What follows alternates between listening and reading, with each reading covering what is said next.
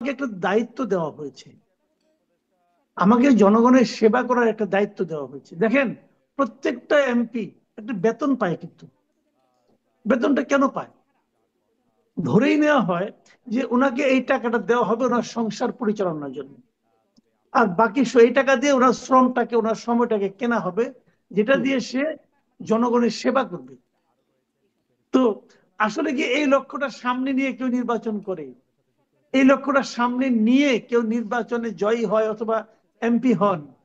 অথবা এমপি হওয়ার পর এই চিন্তাটা কি কারো মাথার মধ্যে থাকে?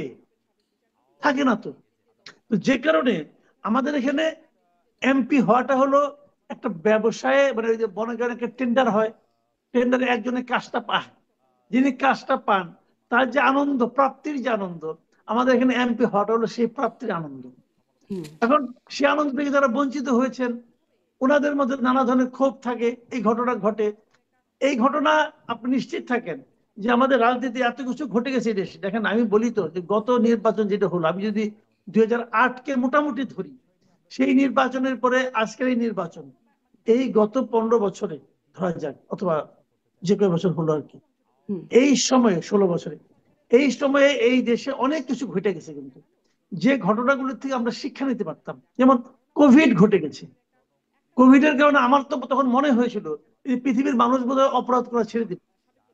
কোভিডে আমি যা দেখেছি, আমার কাছে মনে হয়েছিল এরপর মানুষ আর অপরাধ করবে না, অন্যায় করবে না। কিন্তু কই, হলো না। আবার করে তো নাই, দুই হাজার কোভিডের টিকা চব্বিশে আমরা ইত্যাদি যা নিয়েও দেখলাম। বাণিজ্য হয়েছে। কিন্তু মাসুদ কামাল, আমি আসলে মানে বিপদে পড়লে বিপদ নিয়েও আমাদের দেশে বাণিজ্য হয়, মানে আমাদের দেশে না, হয়তো বিভিন্ন জায়গায় হয়।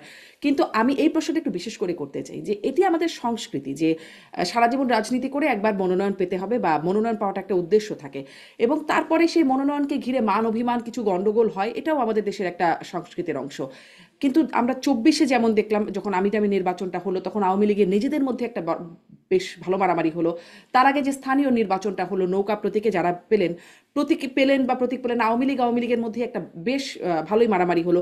মানে এই মারামারি বা সংঘর্ষের একটা নজির আমাদের দেশে আগে থেকেই আছে।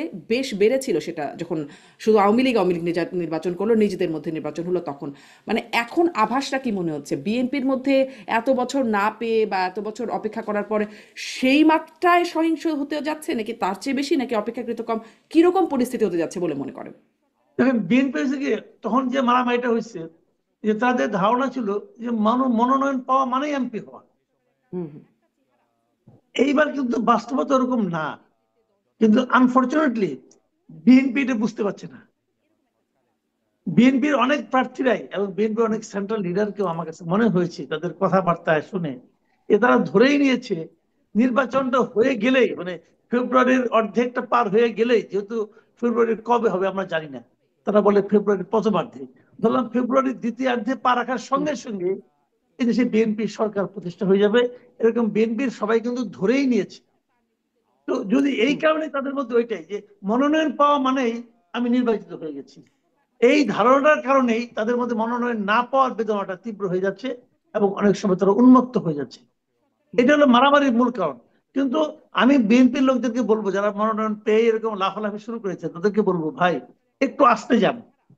দুনিয়াটা অত সহজ না, রাজনীতিটা অত সহজ না। আর নির্বাচনটা চেঞ্জ হয়ে গেছে। এই দেশের মানুষকে সর্বশেষ কবে ভোট দিতে দেখছেন? সেই 2008 সালে দেখছেন। এর মধ্যে অনেক কিছু চেঞ্জ হয়ে গেছে। মানুষকে যা তা বুঝাবে আর মানুষ বুঝবে তা না। মানুষ এখন জি। কিছু একটা বললেই সঙ্গে সঙ্গে গুগল করে, গুগল করে দেখে যে কতটা সত্য বলেন মিথ্যা বলেন।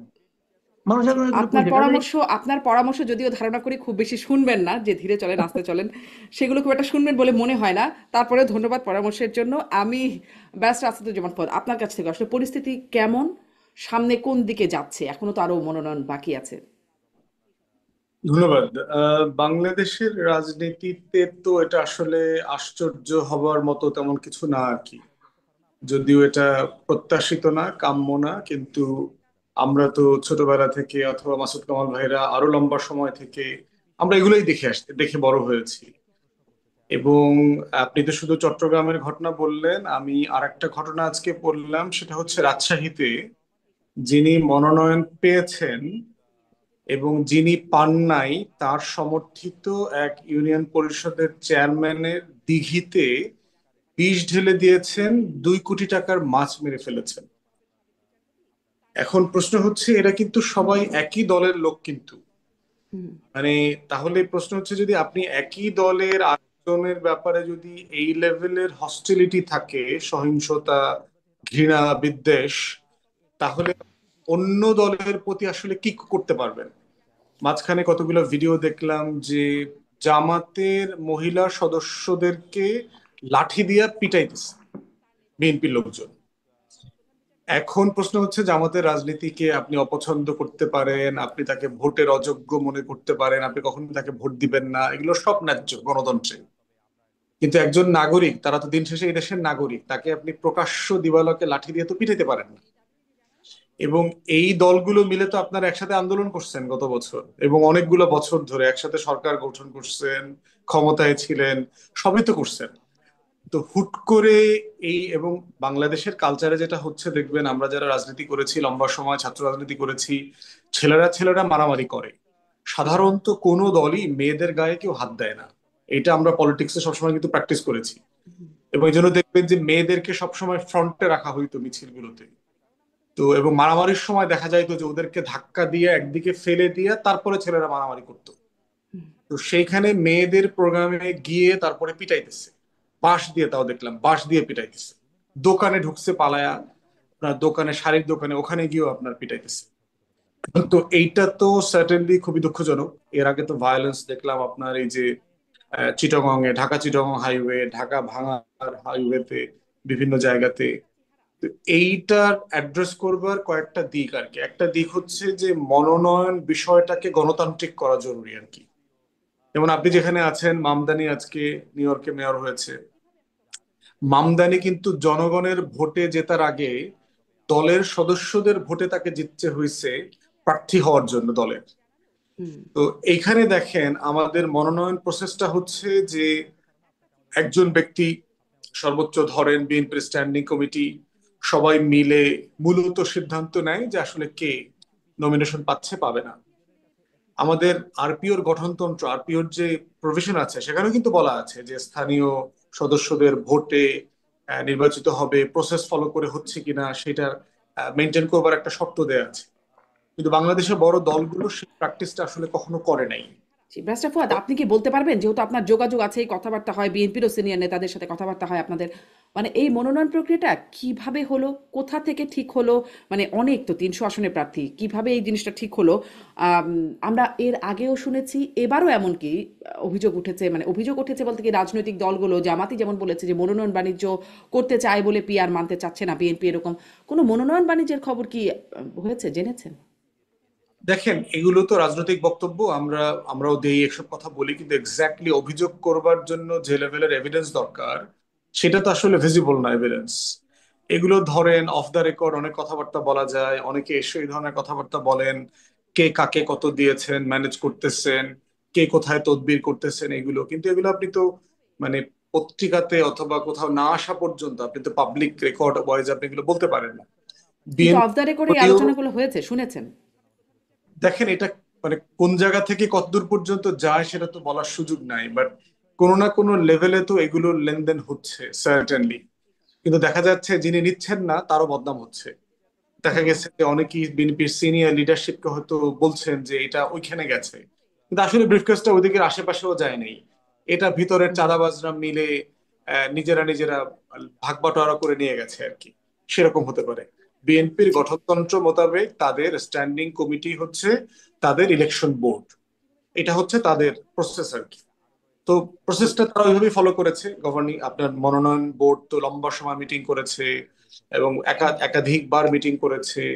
তাদের যারা যুগপদের শরিক দল ছিল তাদের সাথে তারা মিটিং করেছে, করেই তো তারা তারা নাম টাম চেয়েছে বিভিন্ন দলের কাছ থেকে। শরিক দলগুলো থেকে হয়তো মনোনয়ন পরে দেওয়া হবে, তাদের জন্য 63টি আসন এখনো পর্যন্ত খালি রাখা হয়েছে, মনোনয়ন দেওয়া হয়নি।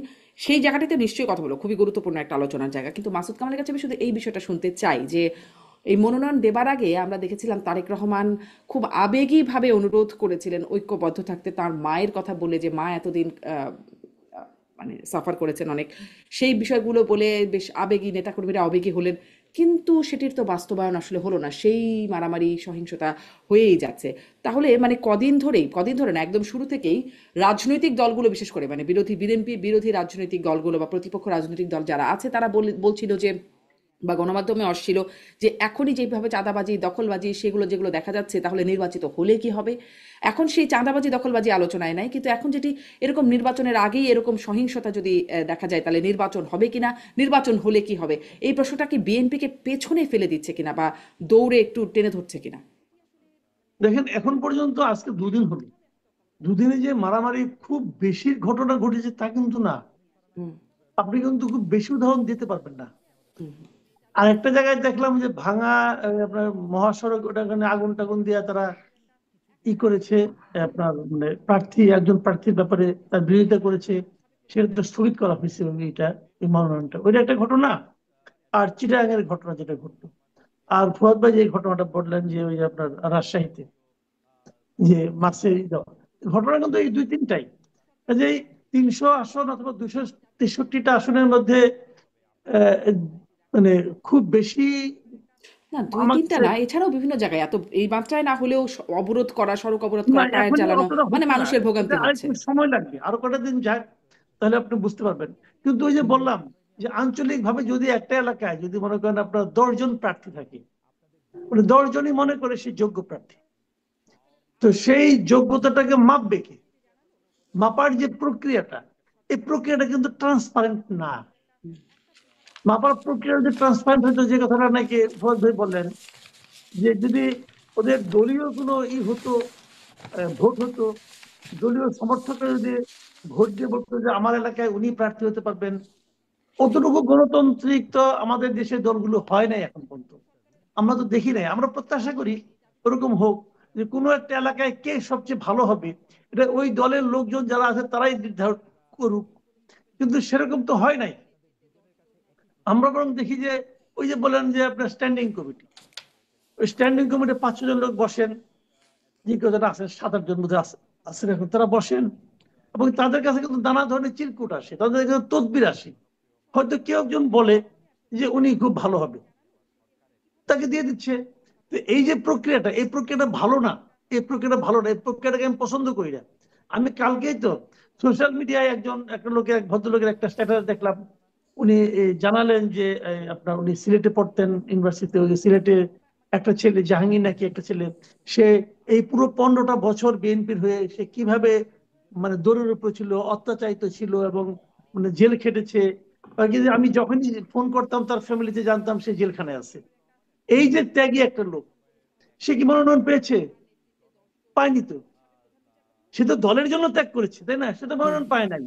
মাঝখানে শুনলাম যে এখন এই উত্তরায় নাকি কি মীর মুগ্ধর ভাইকে মনোনয়ন দেওয়া হবে, এই ধরনের আওয়াজ শুনি। যে আওয়াজটা আসে কেন? মানে দেওয়া হতেও পারে, হবে কিনা যেন হতেও পারে। তো বিএনপির জন্য এই মীর মুগ্ধের ভাইয়ের কি অবদান আছে বলেন, তাই না? তো এখন এরকম তো হয় ভাই আমাদের দেশে। মনোনয়ন অনেক সময় একটা ঘটনাকে কেন্দ্র করে হয়। আমার পরিচিত পাওয়ারফুল লোকের সঙ্গে কার কতটা সম্পর্ক আছে জানেন আপনি? বাংলাদেশের রাজনীতিতে কি হয়? বাংলাদেশের রাজনীতি কিন্তু যতটা না বিএনপির আদর্শ, তার চেয়ে বড় হুম। হলো কি আপনি কোন ভাইয়ের রাজনীতি করেন। অনেক ভাই আছে উপরে, কিন্তু বিএনপি সেন্ট্রাল লিডারদের মধ্যে অনেক ভাই আছে। এখন কোন ভাইয়ের লোক আপনি?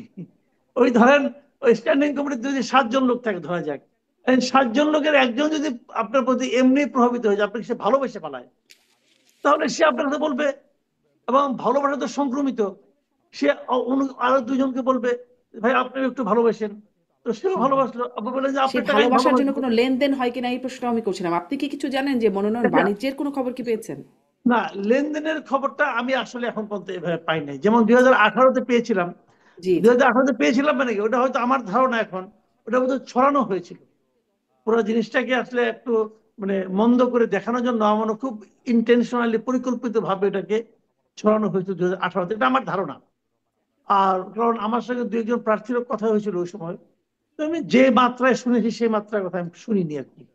আর এবার যেটা হয়েছে, এবার লেনদেনের কথা এখন পর্যন্ত আমার কানে আসেনি এ পর্যন্ত। হুম, আচ্ছা, এটা হ্যাঁ। আরো 2 দিন কিন্তু যাক, 2 দিন গেলে মানে হবে কি। আপনি আপনি এটা আপনি আসে বলছিলেন করতে, যে আমি একটু মুগ্ধর একটু ভাই। বলি এক সেকেন্ডে। হ্যাঁ, আসে করতে যারা নাকি মনোনয়ন না পায়, তারা কিন্তু এটা ছড়ায়। যে আমি কি করে পাবো, আমি তো এত টাকা দিতে পারি নাই, উনি দিতে পেরেছেন, ওনারটা হয়ে গেছে, এরকম কিন্তু হয়। তো এখন এইগুলো যে যখন ফাইনাল হবে না, এখন তো ফাইনাল হয় না, কিন্তু ফাইনাল না হওয়ার কারণে যারা নাকি দিয়েছে পায়নি, তারা যখন কিছু বলবে না, এখন বলবে না, এখানে তারা ভাববে আমি তো পেতেও পারি, আমি আরেকটু দেখি, আরেকটু লবিং করি। আর যখন ফাইনাল হয়ে যাবে, তখন আপনি শুনতে পারবেন যে লেনদেন হয়েছিল কিনা, মানে হলে কত ফাইনাল হয়েছে। অভিযোগ অনুযোগ বিক্ষোভের বিষয়টা এখনো বাকি আছে, সেটি জি। আমরা পরে দেখতে পারবো। কিন্তু ওই যে আসলে যেটি মনোনয়ন দেওয়ার আগেই হাইকমান্ড থেকে বলা হচ্ছিল যে আসলে অনেকগুলো বিষয় বিবেচনা করা হয়, কার কত অবদান, তার সেই সাথে কে জিতে আসতে পারবেন। হয়তো মনে করছেন কে জিতে আসতে পারবেন পার্টির বিবেচনা, মানে আমি একটু যোগ করলাম। কিন্তু আমি যেটি আপনার কাছে মাসুদ কামাল আরেকটু প্রশ্ন করতে চাই যে হেভি ওয়েটরা যারা পেলেন না, যাদের কথা আমরা মোটামুটি অনেকেই ধরেই নিয়েছিল যে তারা তো পাবেন, অনেকে ভেবেছিলেন এদের মধ্যে কেউ মন্ত্রীও হয়ে যাবেন, এরকম অনেক আলোচনা ছিল, কিন্তু স্থায়ী কমিটির সদস্য থেকে শুরু করে আম, অনেক হেভি ওয়েটরাই আসলে মনোনয়ন পেলেন না। তাদের ব্যাপারটা কেমন, কেন তারা পেলেন না, এটি কি বুঝতে পারেন? আর এটির কোনো প্রভাব দেখতে পান? এটার কোনো প্রভাব এখন আমি দেখিনি, এবং ওনারাও কিছু বলেননি। ওনারা হুম, বলেছেন দলের স্ট্র্যাটেজিক্যাল কারণে তারা দেয়নি। আরো তো সময় আছে ভাই, 63টা এখনো বাকি আছে, হুম, হুম। তাই না? এই 63টা বাকি থাকা মানে কিন্তু অনেক বাকি থাকা, এর মধ্যে তারা ঢুকে যেতে পারেন। দু একজনের জন্য আমারও মনে হয়েছিল এই লোকগুলির একটা অবদান আছে। যেমন আমি একটা নাম ধরেই বলি, হাবিবুন নবী সোহেল। এই ভদ্রলোকের বিরুদ্ধে সবচেয়ে বেশি মামলা হয়েছিল, বিএনপি যত লোকের বিরুদ্ধে মামলা হয়েছে, সর্বোচ্চ মামলা ছিল হাবিবুন নবী সোহেলের ব্যাপারে, ওনার ব্যাপারে আমার একটু অন্য কারণে দুর্বলতা আছে, কারণ আমরা ইউনিভার্সিটি একই হলে থাকতাম, তো যে হুম। কারণে হয়তো একটু দুর্বলতা আমার আছে। তো কিন্তু আপনি আমি হয়তো ওনাকে স্থায়ী দেখি, কমিটি থাকলে আপনি তার প্রতি ভালোবাসাটা তাই না, দেখাতেন। হ্যাঁ, আমার তখন একটা ভালোবাসা জন্মায় যেত, এটা হতে পারে। কিন্তু আমি তাকে, এটা অন্য অর্থ আছে, আমি তাকে এত বছর ধরে চিনি, হুম, এটা কিন্তু একটা বিষয়। যে তখন জি। আমি তাকে জানতাম যে খুবই নিবেদিত প্রাণ কর্মী ছিলেন উনি, দল করতেন, ছাত্র দল করতেন। এবং তারপর আপনার পরবর্তী জীবনে আমি জেনেছি যে ওনার মানে অবদান খুব ভালো, এবং উনি খুব প্রেজেন্টেবল ক্যারেক্টার কিন্তু। আবার এটাও আমি শুনেছি যে স্থায়ী কমিটির একজন সদস্যের দেখি তার ব্যাপারে ব্যাপক রিজার্ভেশন আছে, এবং উনি চান না যে হাইবে সামনে আসুক। এটা ওটা কারণ হতে পারে। তো আচ্ছা, এইগুলি তার মানে কিন্তু হয় ভালোবাসার এই সাথে সাথে সমস্ত আপত্তির দলগুলিতে না, জায়গাও থাকে। এই সমস্ত দলগুলিতে এগুলি হয় যে অনুরাগ যেমন থাকে, সেরকম বিরাগও একদম, থাকে। বিরাগও থাকে, একজন যদি স্পষ্ট বিরাগ মাসুদ কামাল। প্রকাশ করে ফেলায়, তখন একটা সমস্যাই হয়ে যায়। জি, আরো তো বাকি আছে, ওই কথাটার উপরেই জোর দিলাম যে আরো তো বাকি আছে। দেখা যাক হেভি ওয়েটরাও হয়তো এর মধ্যে আসবেন কিনা। অনেক দেখা যাক। এর মধ্যে একটা বিষয় ব্রাস্টার ফুয়াদ, সেটি হচ্ছে যে ওই যে 63টি আসন, সেটি আমরা শুনছি আন্দোলনের শরিক, তাদের জন্য তাদের তাদের মনোনয়ন চূড়ান্ত হলে এই আসনের প্রার্থী বিএনপি হয়তো চূড়ান্ত করবে, এরকম একটা বিষয় আমরা জানছি বা বলা হয়েছে মির্জা ফখরুল ইসলাম আলমগীরের পক্ষ থেকেও। প্রথম আলোতে খবর দেখছিলাম যে এনসিপির সাথেও যোগাযোগ হচ্ছে, 20টি আসন ছাড়বার কথা দাবি করছে এনসিপি, এবং 3টি মন্ত্রিত্বও চায় তারা। এই নেগোসিয়েশনের বিষয়ে আপনি কতটুকু জানেন? আসলে নেগোসিয়েশন কেমন হচ্ছে? নেগোসিয়েশন সফল না হওয়া পর্যন্ত হচ্ছে যে সবসময় ভালোই চলে আর কি। তো ধারণা করে নিতে হবে ভালো চলে বলেই তো তারা কন্টিনিউয়াসলি লেগে থাকে এটার পিছনে, প্রজেক্টের পিছনে। তো এটা এখন পর্যন্ত তো আপনার ম্যাচিউর কিছু না, বাট এনসিপির এই নেগোসিয়েশনে তাদের রাজনৈতিক ঝুঁকিও আছে প্রচন্ড রকমের। তারা যে গণ অভ্যুত্থানের স্পিরিটকে ধারণ করে রাজনীতিতে এসছে বলে তারা দাবি করেছে, নতুন করে বাংলাদেশ পন্থী রাজনীতি করবে, তারা যে বক্তব্যগুলো দিয়েছে হুম। সেখানে এবং নতুন রাজনৈতিক বন্দোবস্তের কথাও তারা বলেছে। তো এই প্রত্যেকটা জিনিসের সাথে বিএনপির সাথে নেগোসিয়েশন করে নির্বাচিত হওয়ার বিষয়টা যায় না। তো সেই জায়গাতে কেন যায় না, কেন যায় না? মানে তাহলে আপনারা বিএনপি করেন, আপনারা দল করার দরকার কি? অভ্যুত্থান থেকে যেহেতু বের হয়ে এসেছেন, আপনাদের তো আপনাদের কাছে expectation যে আপনারা নতুন রাজনীতি করবেন, দেশবাসীকে নতুন রাজনীতি উপহার দেবেন। এবং প্রতিদিন আমরা দেখতে পাচ্ছি যে বিএনপি কে মানে টার্গেট করে যে রাজনৈতিক বক্তব্য দেওয়া হচ্ছে তাদের দলের পক্ষ থেকে, এবং বেশ হস্টাইল বক্তব্য। তো সেই জায়গাতে আবার নেগোসিয়েশন আন্ডারগ্রাউন্ডে করাটা, সেটা কতটুকু যৌক্তিক? এবং আমার কাছে মনে হয় যে এনসিপি এই যদি একটা আলোচনায় শুনছিলাম ব্যারিস্টার ফুয়াদ, যে যত হস্টাইল বাইরে, আপনি বলছিলেন নাকি আমি ঠিক ভুলে গেছি, কিন্তু কে যেন আমার অনুষ্ঠানে সম্মানিত একজন অতিথি বলছিলেন যে যত বেশি হস্টাইল কথাবার্তা হচ্ছে, ভেতরে ভেতরে ততই বেশি স্ট্রং নেগোসিয়েশন হচ্ছে, এরকম একটা বিষয় চলে। এটার কি বাস্তবতা আছে, মানে এটার কি প্রতিফলন আছে এই বক্তব্যের? আমার মনে হয় যে এটা এটা ইউজুয়ালি চলে আর কি বাংলাদেশে। হুম, ধর হুম, রাজনৈতিক দলের নেতারা আছে যে আহ, আপনার দিনের বেলা উপদেষ্টার পদত্যাগ চাচ্ছে, হুম পদত্যাগ হুম এই সন্ধ্যাবেলা তার বাড়িতে বাসায় যাচ্ছে আবার তদবির করবার জন্য। তার কোন ঠিকানা লাগবে, কোন ফ্যাক্টরি লাগবে, কোথায় কত কোটি টাকার কাজ কোন কোম্পানিকে দিতে হবে, অথবা দিনের বেলায় সে উপদেষ্টার বিরুদ্ধে ব্যাপক বক্তব্য হুম। দিয়েছে। তো এটা খুবই দুঃখজনক আর কি। বাংলাদেশের এই মানে মর্যাদার জায়গাটা রাজনীতিতে রাজনীতিবিদরা খুব নষ্ট করে ফেলছেন আর কি। তো আমি আর একটা সাথে একটা সম্পূরক প্রশ্ন যোগ করি যে রাজনীতিবিদরা নষ্ট করে ফেলছেন জায়গাটা, আপনি বলছিলেন যে দিনের বেলা এরকম, রাতের বেলা অন্যরকম। আবার আপনি শুরুতেই বলছিলেন যে অনেক রকম আছে যেগুলো রাজনৈতিক বক্তব্য, এগুলো আপনারাও মানে বলেন। আমি যখন মনোনয়ন বাণিজ্য হচ্ছে কিনা এই প্রসঙ্গে জিজ্ঞাসা করছিলাম, মানে রাজনীতিবিদদের বক্তব্য বা রাজনৈতিক বক্তব্য এগুলো কি খুব ক্লিশে, আমরা বিশ্বাস করবো না রাজনীতিকদের কথা? মানে এটাই সমস্যা হয়ে গেছে, কারণ আমাদের রাজনীতিতে পলিটিক্যাল বক্তব্যটা আসলে মানে জনগণ কেন্দ্রিক না আর কি। আপনি দেখবেন যে রেটরিক বেশি আর কি। এই ধরেন কমন কথা, দেখে নেব, এই হবে সেই হবে, হুমকি ধামকি, যেগুলো আমরা বিভিন্ন সময় দেইটেই, সেখানে দেখবেন যে জনগণ অনুপস্থিত। যেমন দেখবেন আজকে একটা পত্রিকার হেডলাইন হচ্ছে যে ডেঙ্গুর প্রকোপ বাড়ছে, প্রচুর লোক মারা যাচ্ছে সারা দেশে। অথচ বাংলাদেশে আজকে যতগুলো টকশো হবে, মাসুদ কামাল ভাই তো রেগুলার যান, আমরাও বিভিন্ন প্ল্যাটফর্মে যাই, আমরা কি আসলে গত এক সপ্তাহে, মাসুদ ভাই আলাপ করেছেন কিনা জানি না, আমি গত এক সপ্তাহে একটা সেন্টেন্সও বলি নাই ডেঙ্গু নিয়ে। বাংলাদেশের হেলথ কেয়ার সিস্টেম যে কলাপস করছে, বাংলাদেশের শিক্ষকরা দেখেন বেতন ভাতা বেসিক 1,000 টাকা 2,000 টাকা বাড়ানোর আন্দোলন করছে। আমি গত এক সপ্তাহে একটা লাইনও বলি নাই কোনো টেলিভিশনে এই শিক্ষকদেরকে নিয়ে। বাংলাদেশে দেখেন এই যে অর্থনীতি মন্দা যাচ্ছে, আনএমপ্লয়মেন্টের সিচুয়েশন কি হবে না হবে, এগুলো নিয়ে আমি গত এক সপ্তাহে একটা লাইনও বলি নাই। তাহলে আসলে কোন জিনিসটা আমরা বলি আর কোন জিনিসটা আসলে মানুষের জন্য দরকার? এই নির্বাচন আসলে কয়টা মানুষ করবে, মানে কয়টা মানুষকে আসলে এফেক্ট করে, যে এনসিপির সাথে কয়টা সিট নেগোসিয়েশন হচ্ছে, বিএনপি কাকে ছাড় দিচ্ছে, 9 দলে কি হইতেছে, জামাতকে এবার বড় দল হবে কিনা, এটা আসলে প্রাত্যহিক জীবনে আসলে কয়টা মানুষকে অ্যাড্রেস করে, কয়টা মানুষের স্বার্থের সাথে জড়িত। তো সেই জায়গাতে দেখেন যে আমাদের পুরো রাজনীতিটাই জনগণ বিমুখ একটা কনভারসেশনের মধ্যে চলে গেছে। কিন্তু আপনি যদি ওয়েস্টার্ন কান্ট্রিতে দেখেন, সেখানে প্রত্যেক দিন দেখবেন পলিটিশিয়ানরা তাদের ন্যাশনাল ইস্যুতে কথা বলছে, জাতীয় ইস্যুতে কথা বলছে। আপনি শুধু গিনিপিগ চিন্তা করবেন যে আজকে 10টা 20টা রাজনীতিবিদদের সকল পত্রিকার হেডলাইন বক্তব্যগুলো কি, এবং অলমোস্ট আপনি কোনো বক্তব্যের ভিতরে জনগণ পাবেন না। আপনি পুরো বক্তব্যের কেন্দ্রবিন্দু হচ্ছে ক্ষমতা, হুম। এবং সেটা আমি, আমরা, আমার দল, সিট টিট, এই এই টোটাল 8টা 10টা শব্দের ভিতরে টোটাল আলোচনাটা আটকে গেছে। তো এই যে সংকটটা তৈরি করছে, এই সংকটে যেটা হচ্ছে, রাজনীতিবিদরা ফাউল কথা বলে, রেটরিক বলে, জনগণ নিয়ে কথা বলে না। হ্যাঁ, রাজনীতিতে শেষ কথা নাই, দেখবেন এই কথাটা প্রায় বলে আর কি, হুম হুম। রাজনীতিতে কোনো শেষ কথা নাই। তাহলে মানে কি রাজনীতি কি, মানে মানে এটা তো বেশ্যাদের কোনো প্রফেশন না তো, যে মানে কোনো শেষ ক্লায়েন্ট নাই, মানে আমার ক্লায়েন্ট এন্ডলেস, মানে কোনো আওয়ারই আমার লাস্ট আওয়ার না। তো এইটা তো চলতে পারে না। পলিটিক্সে তো একটা এথিক্স এর জায়গা থাকতে হবে, একটা ডিগনিটির জায়গা থাকতে হবে। তো আমার কথাকে তো জনগণকে বিশ্বাস করতে পারতে হবে যে না, এই মানুষটা সত্য বলে, এই মানুষটা আসলে আমার জন্য কথা বলে। জি, তো সেই জন্য নতুন বন্দোবস্তের রাজনীতির কথা বলে তাহলে তো সেই আপনি যেই মানে শব্দ ব্যবহার করছেন ওইগুলোই তো রয়ে গেল। তাহলে আসলে বন্দোবস্ত কি হলো, কেন আপনাদের বিশ্বাস করবে? আপনি অবশ্যই এই প্রশ্নটা করছিলেন, আমি এই প্রশ্নটাই রাখলাম যে আসলে বিশ্বাস কেন করবে? আপনারা ঐক্যমত হইলে তাতে মানুষের কি যায় আসে? রাজনীতিবিদদের সমালোচনা রাজনীতিবিদদের মধ্য থেকে আমার থেকে বেশি জি সম্ভবত করে না। জি জি, আপনি এই প্রসঙ্গ আগেও বলেছেন, আর সেটি নিয়ে আপনি নিশ্চয়ই আগেও বলেছেন। আমি এই আসন সমঝোতার বিষয়েও একটু জনাব মাসুদ কামাল আপনার কাছ থেকেও একটু শুনতে চাই যে এনসিপির সাথে আসন সমঝোতার কথা যেটি শোনা যাচ্ছে সেটির বিষয়ে আসলে কতটা জানতে পারছেন? সমঝোতা হলে আসলে কেমন হবে আর না হলে কেমন হবে?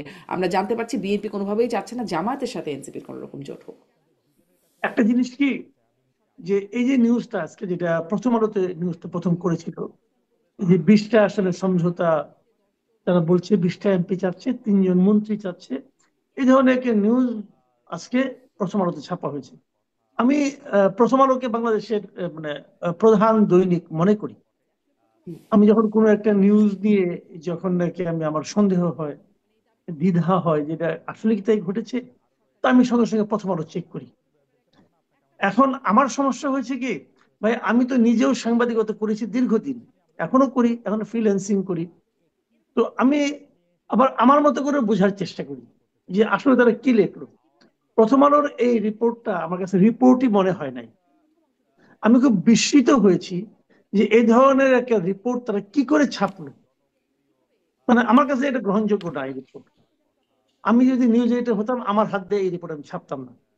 কারণটা কি দেখেন, কতগুলি ইস্যু থাকে এই রিপোর্টে, তারা কাউকে কোট করেনি। বলছে কি যে এনসিপির 4জন লিডারের সঙ্গে তারা কথা বলছে, তার কারো নাম দেয় নাই।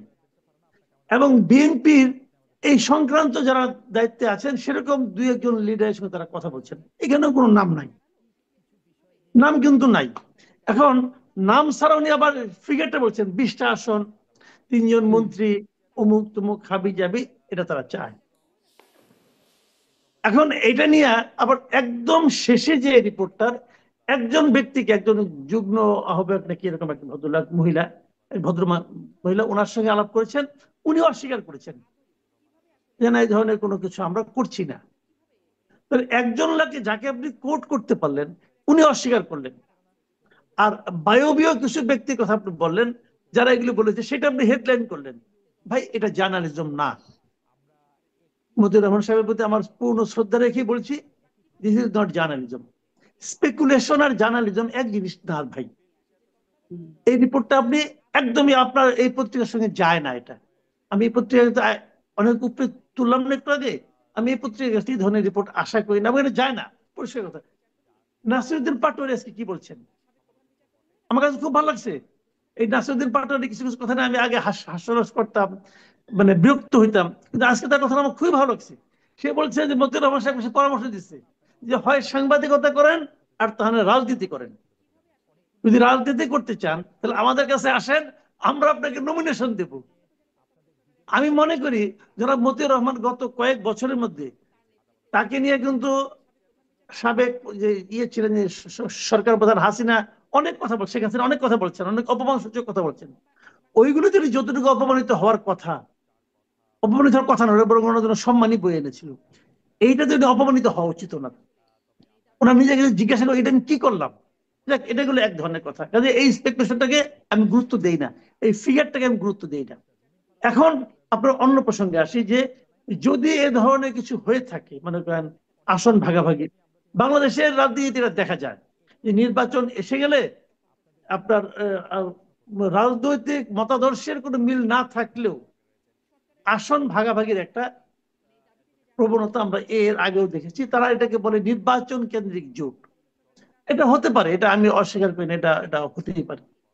আমরা আগেও বহু নির্বাচনে দেখেছি, কিন্তু সেখানে একটা ইকুয়েশন থাকে যে আমি কেন তার সঙ্গে জোট করব।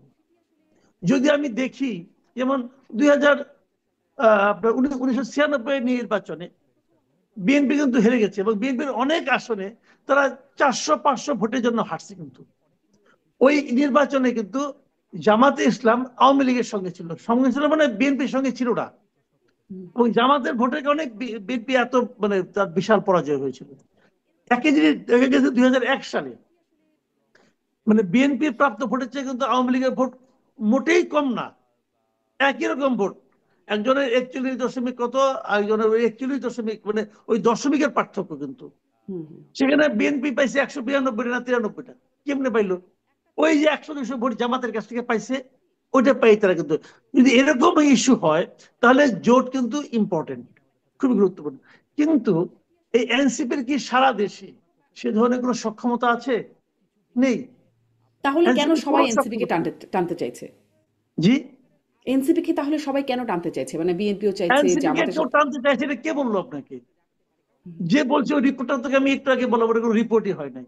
কে টানতে চাইছে? এনসিপি। মানে সত্যি কথা বলতে আমি তারপরেও বলি, যে কথা হচ্ছে যে মানে বিএনপির সাথে শুনেন বিএনপি আমি বলি ভাই, এনসিপির এনসিপি জন্য দরজা খোলা থাকবে, হ্যাঁ, দরজা সবার সবার জন্য খোলা আছে। আসো, জামাতের জন্য নাই। তোমার জন্য তোমার কি আছে নিয়ে আসো আমার কাছে, শুনি তোমার কি কি পণ্য আছে, দেখি, দরদাম করি, মিললে আসবা, না মিললে আসবা না। কিন্তু এনসিপির কাছে খুব বেশি কিছু পণ্য নাই। এনসিপি কি নিয়ে বার্গেন করবো বলেন তো? এনসিপির কি বিশাল ভোট ব্যাংক আছে? নাই। যদি এই শিক্ষাঙ্গনে এই ইলেকশন গুলি না হতো 4টা বিশ্ববিদ্যালয়ে, তাহলে এনসিপি বলতে পারতো যে ইয়াং জেনারেশন আমার সঙ্গে আছে। এনসিপি তখন ওটাও বলতে পারে না, ছাত্ররা তো তার সঙ্গে নাই। এই 4টা ছাত্র সংসদ নির্বাচনে এনসিপি কোথাও প্রতিদ্বন্দ্বিতাই করতে পারে নাই। জেতা তো দূরের কথা, কোনো একটা আসনে না। তাহলে তাদের তো ওইটা বলার মুখও নাই যে ছাত্ররা আমার সঙ্গে আছে। বাধ্য হয়ে তারা মনে করছেন আগে আমাদের নামের সঙ্গে ছাত্র শক্তি ছিল, আর ওইটা আবার আমদানি করছে। আগে ছাত্র, এখন যেটা ছিল গত ইলেকশনের সময় ছাত্র সংসদে কি একটা ছিল, এখন সংসদ বাদ দিয়ে আবার শক্তি দিয়ে আসছে, যে শক্তি দিয়ে কিছু করা যায় কিনা। মানে নাই তো, তাদের সঙ্গে কেউ নাই। সবগুলো জেলায় তারা কমিটি করতে পারছে, প্রত্যন্ত অঞ্চলে তো আমি খবর নিয়ে ভাই, এনসিপির কোনো পাত্তাই দেয় না।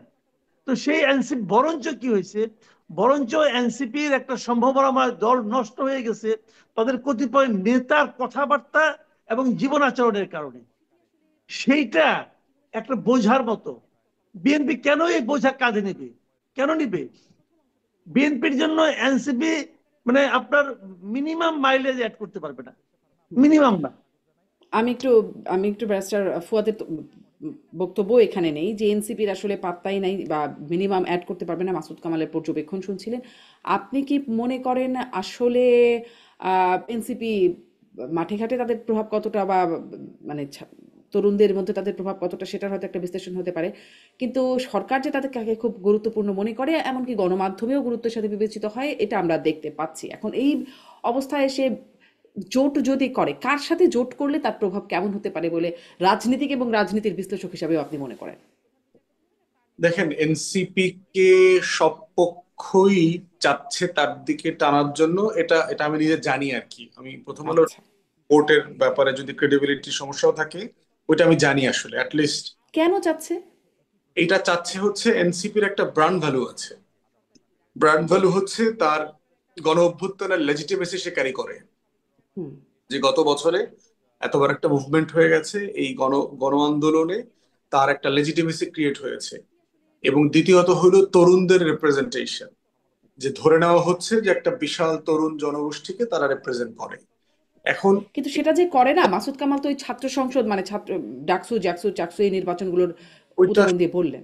ওইটা সত্য, বাট স্টিল, যেমন ধরেন আমরা পুরাতন আমলের রাজবাড়ি দেখতে গেছেন কখনো? হুম। মানে গাছপালা বিল্ডিং এর ভিতর থেকে উঠে গেছে, কিন্তু গ্রামে কিন্তু ওই বাড়িটাকে এখনো রাজবাড়ি বলে, দেখবেন যে এইটা হচ্ছে রাজবাড়ি, তো ওখানে কেউ থাকে না।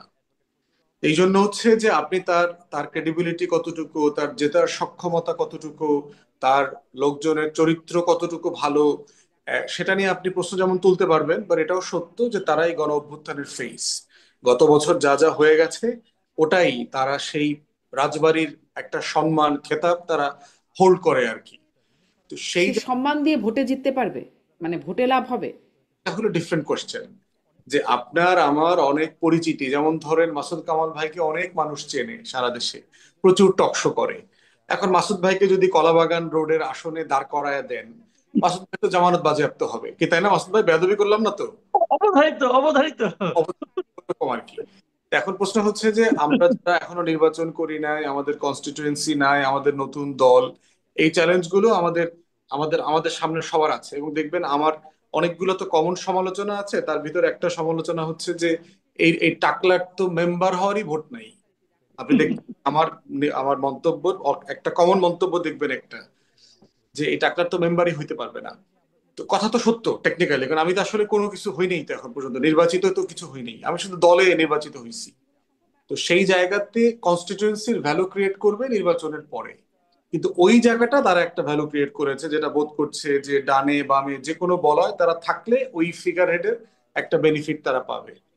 এনসিপির কিছু আশঙ্কা আছে। এনসিপির আশঙ্কা হচ্ছে, ধরে নেওয়া হচ্ছে বিএনপি ক্ষমতায় যাবে, এবং এনসিপির সাথে যেহেতু বিভিন্ন কারণের সম্পর্ক বিএনপির টানাপোড়েনের মধ্যে আছে, তাদের অনেককে জেলে যাওয়া লাগতে পারে, দুদকের মামলায় পড়া লাগতে পারে, হুম। হেনস্থার শিকার হওয়া লাগতে পারে।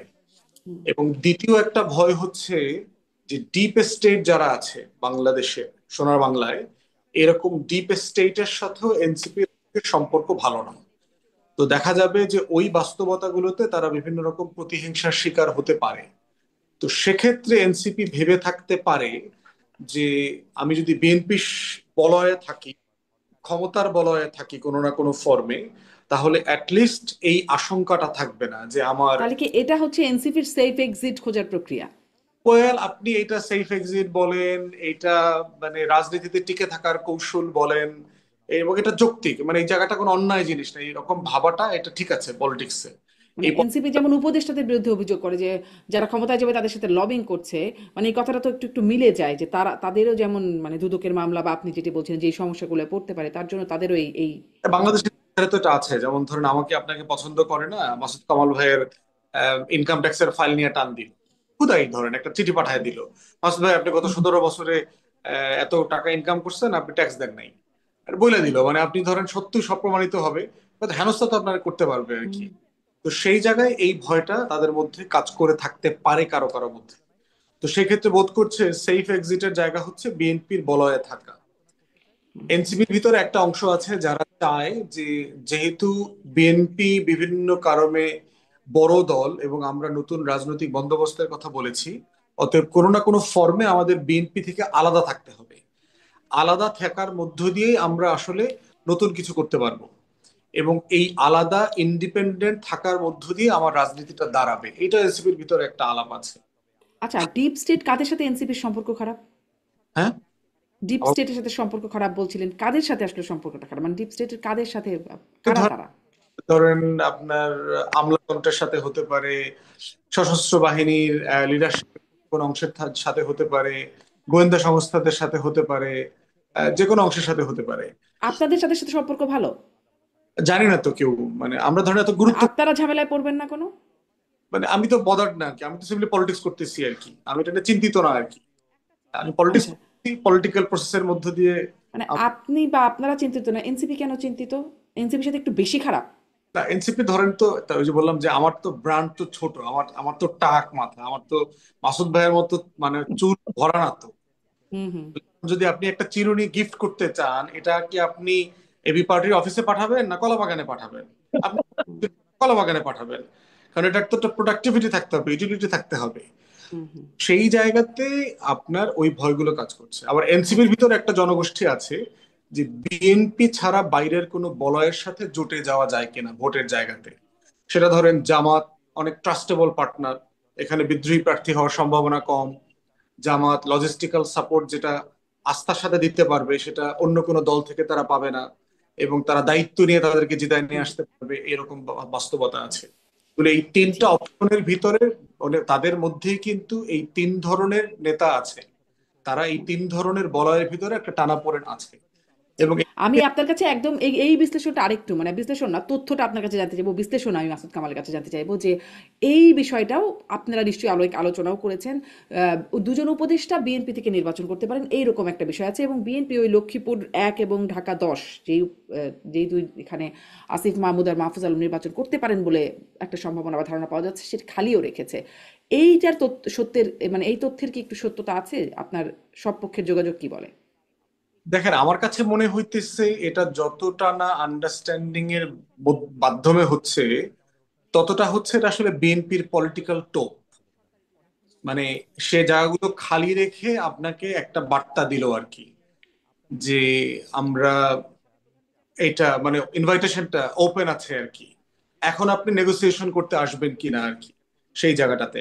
আবার এটাও তো রিপোর্ট আসছে যে লক্ষ্মীপুর একে আপনার এলডিপির সেলিম ভাইকে বিএনপি অলরেডি গ্রিন সিগন্যাল দিয়ে দিয়েছে, তো সেটা আবার আছে। তো এই জন্য প্রশ্ন হচ্ছে যে মানে এই আলোচনাটাতে মানে আপনি এখনো কোথাও যেতে পারবেন না আর কি, বাট এনসিপির মধ্যে এই ডায়লেমাটা আছে আর কি, যে তিন ধরনের রিয়েলিটি, তিন ধরনের ফোর্স সেখানে কাজ করতেছে, এবং তারা এই সবগুলো স্বার্থ পক্ষে বিপক্ষের বেনিফিট তারা ভাবছে, এবং জি রাজনৈতিক দল হিসেবে তার এই ভাবার জায়গাটা যৌক্তিক, কারণ সে তো তার জি। একটা ফিউচারের ভাব বিবেচনাটা তাকে মাথায় রাখতে হবে। আর আসিফ মাহমুদ আর মাহফুজ আলম তারা কি ভাবছে, এটা কি আপনি জানেন, মানে জানবার সুযোগ হয়েছে যে পলিটিক্যাল টোপ যেটি বিএনপি দিচ্ছে এটা কি তারা গিলতে আগ্রহী নাকি না?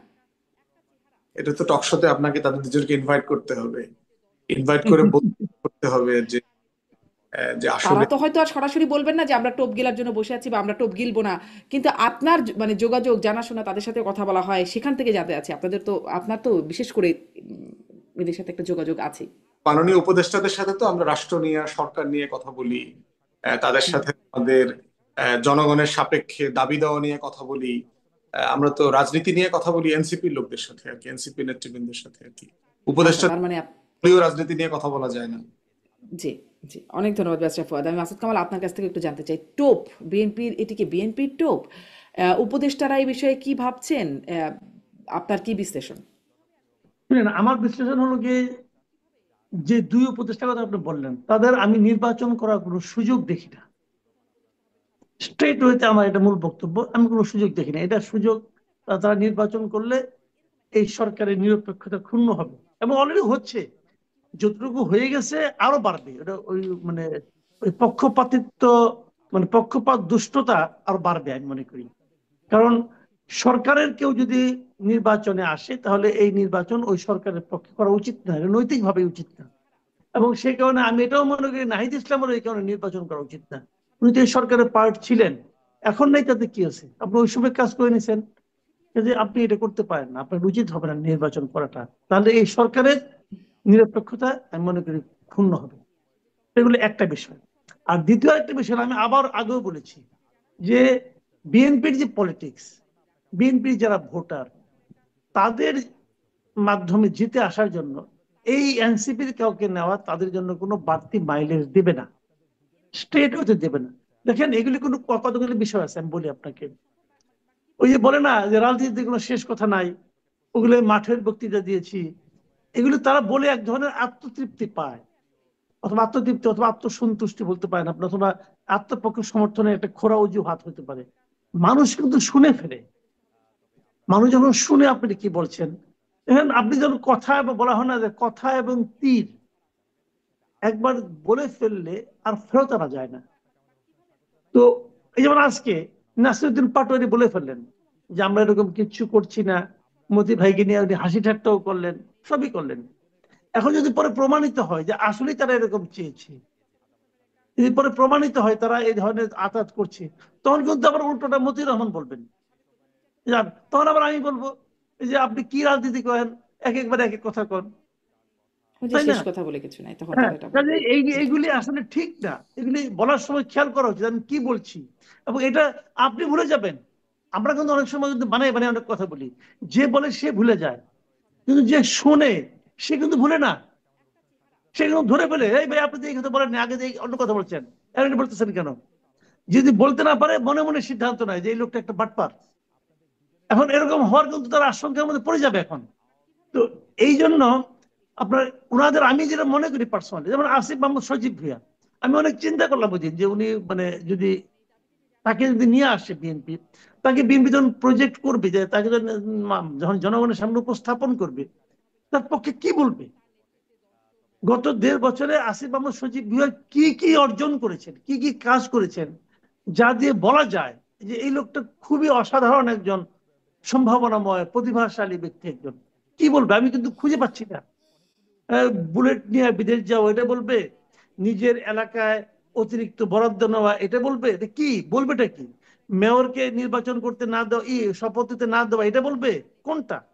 আমি কিন্তু খুঁজে পাই না। তো এরকম একজন ব্যক্তিকে বিএনপির সঙ্গে নেবে কেন? মানুষের প্রশ্নের জবাব দেওয়ার জন্য? ভাই, আমি আবার বলি আপনাকে একটা কথা, এই যেটা মানে মূল কথা, এটা কিন্তু বিএনপি হয়তো টের পাচ্ছে কিনা আমি জানি না। হুম। মূল কথা হলো ভাই, 2008-এর আগে যে নির্বাচনে যে ধারা ছিল যে হুজুগে লোকে ভোট দিবে, আমার মনে হয় এটা ভুলে যান। জি। ওটা যদি মানে মনে করেন, তাহলে এই আলোচনাটা কেন? মানে এই আলোচনাটা বা এটি তো একটা ধারণার চেয়েও বড় আকারে মানে চলছে যে আসিফ মাহমুদ এবং মাহফুজ আলম তারা বিএনপি থেকে নির্বাচন করতে পারেন। এই বিষয়টা আসলো কোত্থেকে? যদি এটা কোথেকে আসলাম জানি না, হয়তো কেউ আলোচনা করেছে, হয়তো বলেছে 2 তারিখে নাহিদ ইসলাম একটা ইন্টারভিউ দিয়েছিল, একটা প্রেস কনফারেন্স করছিল, ওখানে সে বলছিল এই কথাটা, যে যদি কারোর সঙ্গে আমাদের নীতির মিলে, মতের মিল হয় তাহলে আমরা করতেও পারি, তবে এগুলি এখন আলোচনা পর্যায়ে আছে, হয়তো এরকম আছে কেউ। সবচেয়ে বড় কথা কি বলি আপনাকে আমি, এবার ভাই এই নির্বাচনী জোটের ভবিষ্যৎ খুব অন্ধকার। এবার নির্বাচনী জোটের ভবিষ্যৎ খুবই অন্ধকার। হুম, কারণটা হলো কি, আপনি যে জোট করবেন আপনাকে ভোট করতে হবে নিজের মার্কা নিয়ে। এখন নিজের মার্কা নিয়ে যদি আপনি ভোট করেন, দেখেন নিজের দল বিএনপির সঙ্গে সে আছে, বিএনপি একজনকে মনোনয়ন দিয়েছে, তারপরেও কিন্তু বিদ্রোহ হচ্ছে। আর যাকে চেনে না জানে না এরকম একজন লোককে আপনি মনোনয়ন দিবেন, সে জায়গায় তার মার্কা নিয়ে দাঁড়াবে, মনে করেন শাপলার কলি নিয়ে দাঁড়াবে, আর ধানের শীষে সবাই শাপলার কলির উপর ঝাঁপাইয়া পড়ে ভোট দিবে। ভাই, বাংলাদেশের ভোটাররা এখনো ওরকম পর্যায়ে যায় নাই। হুম। তখন ওখানে কিন্তু আবার হবে কি জানেন, ওখানে বিএনপির যে সম্ভাব্য প্রার্থী ছিল উনি হয়তো স্বতন্ত্র দাঁড়ায় যাবে। যদি স্বতন্ত্র দাঁড়ায় যায় তখন তার কাছে কিন্তু গোহারা হাঁটতে পারে। কারণ এই লোকটা তো জি ভাই, শুনেন ওই এলাকা বিএনপির রাজনীতি গত 15 বছরের রাজনীতি কি, বিএনপির গত 15 বছরের রাজনীতির সবচেয়ে মাপকাঠিটা হলো যে কে কত নির্যাতিত হয়েছে।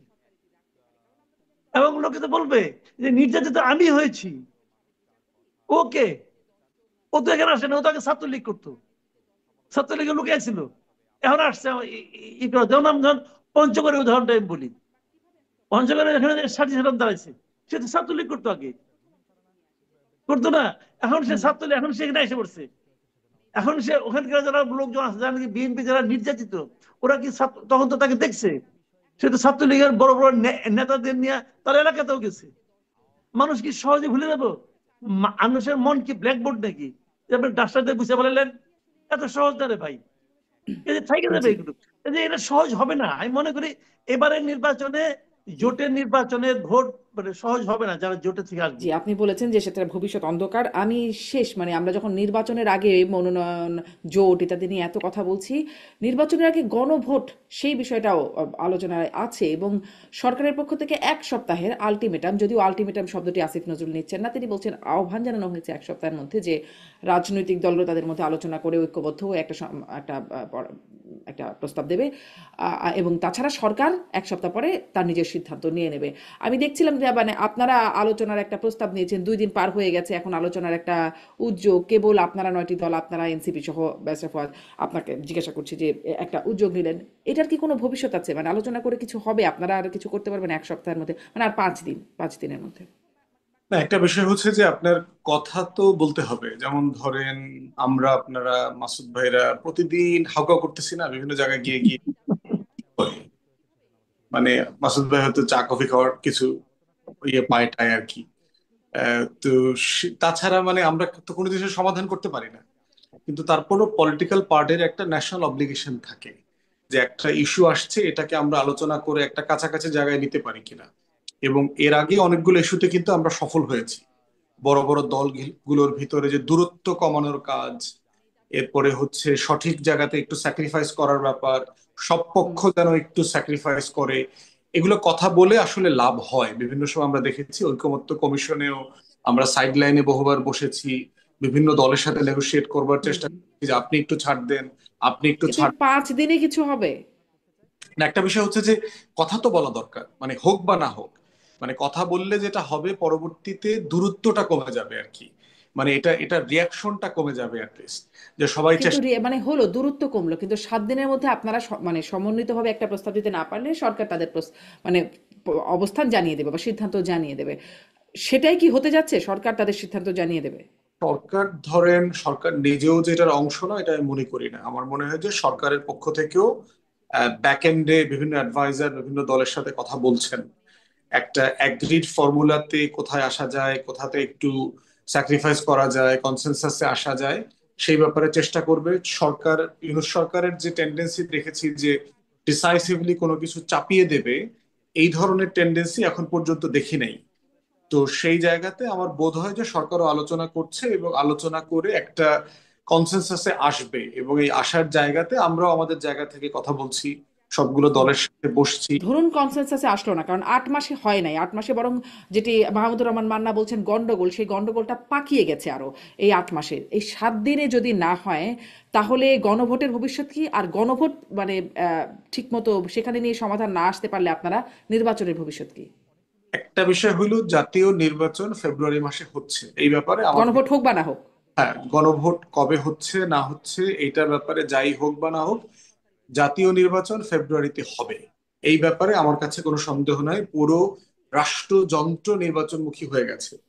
হুম। আমি বিভিন্ন জায়গাতে যে খোঁজ খবর রাখি, আমার সাথে যাদের সাথে দেখা সাক্ষাৎ হয়, আমি সব জায়গায় একই মেসেজ দেখতে পাচ্ছি। আচ্ছা। পুরো স্টেট মেজর কোনো ডিসিশন নিচ্ছে না ইলেকশন ছাড়া এখন। তো সেই জায়গাতে জাতীয় নির্বাচনকে ঝুঁকির মধ্যে ফেলবে অথবা পিছিয়ে যেতে পারে এমন কোনো সম্ভাবনা জি, অ্যাবসলিউটলি। ব্যারিস্টার ফুয়াদ, অনেক ধন্যবাদ। মানে গণভোট হোক বা না হোক বা কখন হবে সেটি নির্ধারিত না হলে জাতীয় নির্বাচন মাথায় প্রস্তাব। মাসুদ কামাল, আপনিও কি, আপনারও কি তাই মনে হয়? একদম 30 সেকেন্ডে যদি জানান। আপনার মন্তব্য। হ্যাঁ, আমি নিজেও নির্বাচন নিয়ে আশাবাদী। আমার কাছে মনে হয় ফেব্রুয়ারিতে নির্বাচন হতে যাচ্ছে, এটা আমার ধারণা।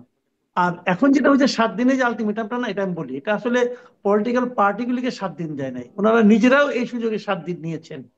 কারণটা হলো কি, পলিটিক্যাল পার্টিরা সমাধান কিভাবে করবে? পলিটিক্যাল পার্টি তো 8 মাসে বৈশা আলোচনা করে একটা স্বাক্ষর করছে। স্বাক্ষর যেটা করছে, এখন যে আদেশের জন্য যে প্রস্তাবনাটা নিয়ে আসছে, তার সঙ্গে তার মিল নেই। মিল নাই বলেই কিন্তু বিএনপি বলছে আপনি আমার সঙ্গে প্রতারণা করছেন। তাহলে এই ঝামেলাটা পাকাইছে কে? পাকাইছে জাতীয় ঐকমত্য কমিশন। এবং ঐকমত্য কমিশনের চেয়ারম্যান কে? ডক্টর ইউনূস। তাহলে ভার্চুয়ালি এই যে ঝামেলাটা পাকাইছে ডক্টর ইউনূসের নেতৃত্বে কয়েকজন লোক। তো সমস্যা পাকা, ঝামেলা করছেন আপনি, সমাধান করতে পারেন পলিটিক্যাল লিডারদেরকে। এটা তো হলো না রে ভাই। আর পলিটিক্যাল লিডার তো 8 মাস বসে কথা বলছে, নানা বিষয়ে মতামত দিছে, তারপরে এখন তারা দিতে দিতে সার দিয়া টিয়া শেষ পর্যন্ত একটা জায়গায় এসে পড়ছে যে এইটাই আমাদের চূড়ান্ত। ওইখান থেকে আপনি আবার চেঞ্জ করলেন কেন? আসলে ভাই মুদ্রা কথা হলো, ওই যে আমেরিকার 2 নাগরিক এখানে আসছিল না, ডক্টর আলী রিয়াজ এবং মনির হায়দার, এরা একটা মিশন নিয়ে আসছিল, একটা ঝামেলা পাকাই দিয়ে দুইজন উড়াল দিয়ে চলে গেছে। এখন এখন বসে বসে ডক্টর ইউনূস আর তার 7 জন মিলে মিলাক এই যে উড়াল দিয়ে চলে গেছে, তারা কি আর আসবেন না? মানে আসবে। আসবে, কিন্তু এটা চূড়ান্ত না হওয়ার আগে তারা যায় কিভাবে? বিষয়টাকে একটা ফয়সালা না হওয়ার আগে তারা যায় কিভাবে? জি। এবং এইটাই ছিল একমাত্র কারণ। আমি শুরু থেকে বলতেছি যে বিদেশি লোকদেরকে আইনেন না। আপনি আজকে যে গুগলে সার্চ দেন, ডক্টর আলী রিয়াজ লেখে, লিখে সার্চ দেন, দেখবেন কি আসে। লেখা উঠবে যে আমেরিকান পলিটিক্যাল সায়েন্টিস্ট। আপনি আমেরিকান পলিটিক্যাল সায়েন্টিস্টকে নিয়ে আসছেন আমার দেশের সংবিধান বোঝানোর জন্য, আমাদের পলিটিক্যাল লিডারদেরকে জ্ঞান দেওয়ার জন্য।